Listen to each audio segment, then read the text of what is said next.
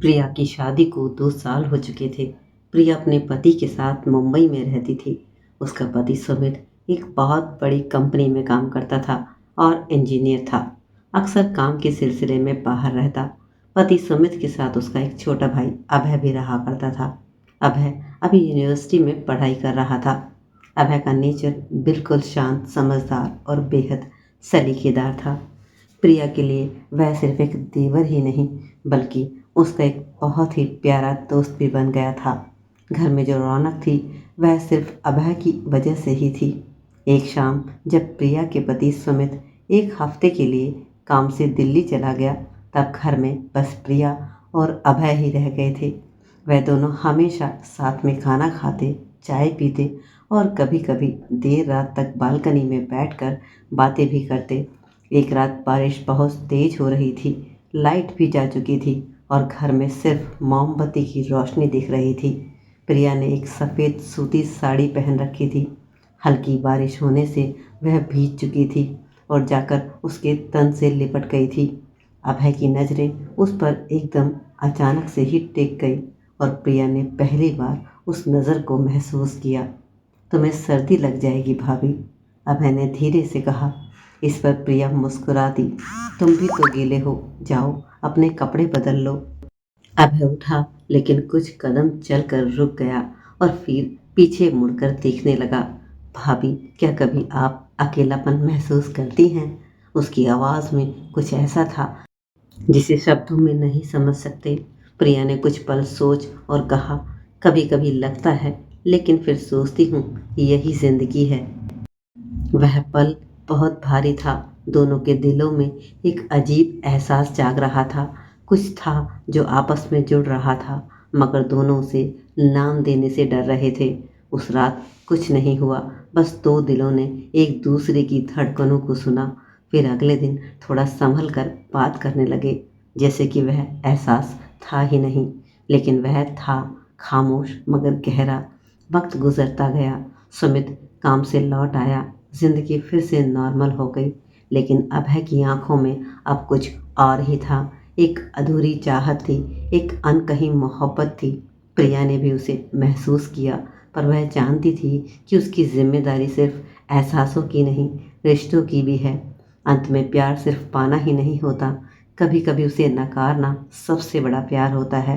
प्रिया ने खुद को हमेशा एक संस्कारी पत्नी और बहू की तरह जिया था, लेकिन दिल के किसी कोने में एक अधूरी चाह थी, किसी के साथ बेहिचक बात करने की, बिना कुछ सोचे समझे किसी की आंखों में खुद को देखने की।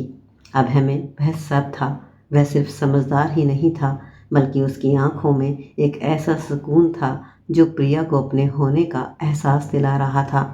एक शाम जब सुमित फिर से दिल्ली में था, बारिश फिर जोरों पर थी। प्रिया ने अपनी हल्की लाल रंग की साड़ी पहनी थी। उसके बाल खुले थे और हाथ में चाय का कप लिए वह बालकनी में खड़ी थी।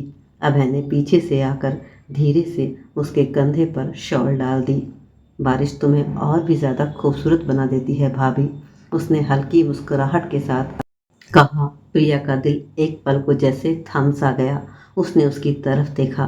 तुम्हें ऐसे नहीं बोलना चाहिए और तुम्हें ऐसे देखना भी नहीं चाहिए था, अभय ने मुस्कुराते हुए कहा। दोनों ही हंस पड़े, मगर उस हंसी के पीछे एक अजीब सी गर्माहट थी। यह पहली बार था जब उनके बीच की हवा में कुछ बदलने जा रहा था। रात को बिजली फिर से चली गई। मोमबत्ती की रोशनी में प्रिया बैठी किताबें पढ़ रही थी और अभय उसे निहार रहा था।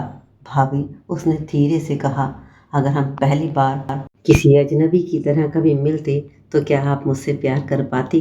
प्रिया ने कुछ पल तक उसकी आंखों में देखा और फिर कहा, शायद। अगर तुम ऐसे ही मुस्कुराते तो शायद मैं दिल हार बैठती।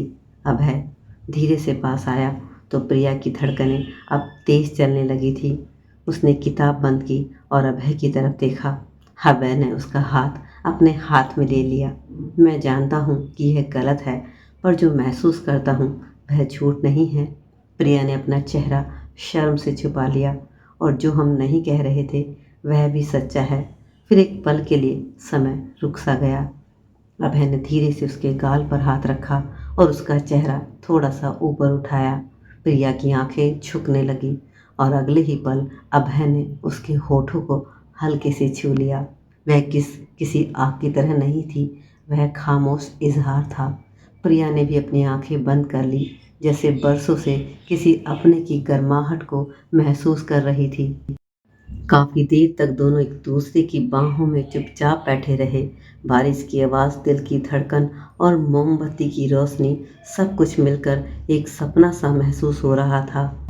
हमें ये सब रोकना पड़ेगा अभय, प्रिया ने धीरे से कहा। मैं जानता हूँ, लेकिन आज की यह रात मेरी जिंदगी की सबसे खूबसूरत याद बन गई, अभय बोला। अगले दिन फिर दोनों से अपने अपने किरदारों में लौट आए, लेकिन उस रात का एहसास उनके बीच हमेशा के लिए एक अनकहा रिश्ता छोड़ गया। तो दोस्तों, कैसी थी आज की कहानी? आई होप आपको अच्छी लगी होगी। तो लाइक कर दीजिए, चैनल को सब्सक्राइब भी कर दीजिए।